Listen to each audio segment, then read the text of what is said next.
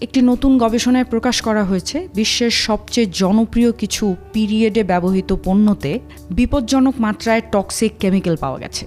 Indiana বিশ্ববিদ্যালয়ের গবেষকরা ৫৯টি পুনর্ব্যবহারযোগ্য নারীদের হাইজিন পণ্য পরীক্ষা করেছেন। এগুলোর মধ্যে রয়েছে পিরিয়ড আন্ডারওয়্যার, পূর্ণ ব্যবহারযোগ্য প্যাড, মেনস্ট্রুয়াল ক্যাপ এবং ইনকন্টিনেন্স আন্ডারওয়্যার, যা উত্তর আমেরিকা ও ইউরোপের বিভিন্ন ব্র্যান্ডের।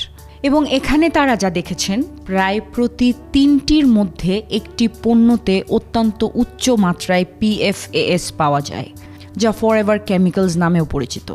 আর এই ঘটনায় সবচেয়ে খারাপ বিষয় হলো প্রাকৃতিক, অর্গ্যানিক বা ইকো ফ্রেন্ডলি লেবেলযুক্ত পণ্যগুলিও নিরাপদ ছিল না।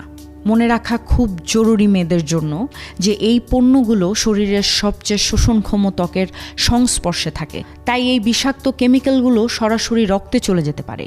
এখন প্রশ্ন হলো, কেমিক্যালগুলো কিভাবে পণ্যে চলে আসে? কারণ কোম্পানিগুলো এগুলো যোগ করে পণ্যকে লিক প্রতিরোধী করতে, পানি প্রতিরোধী করতে এবং দাগ প্রতিরোধী বানানোর জন্য, যা নারীদের শরীরের জন্য খুবই ক্ষতিকর। তাই একটু সেফ থাকার জন্য দেখে শুনে বুঝে পণ্য কিনে ব্যবহার করুন।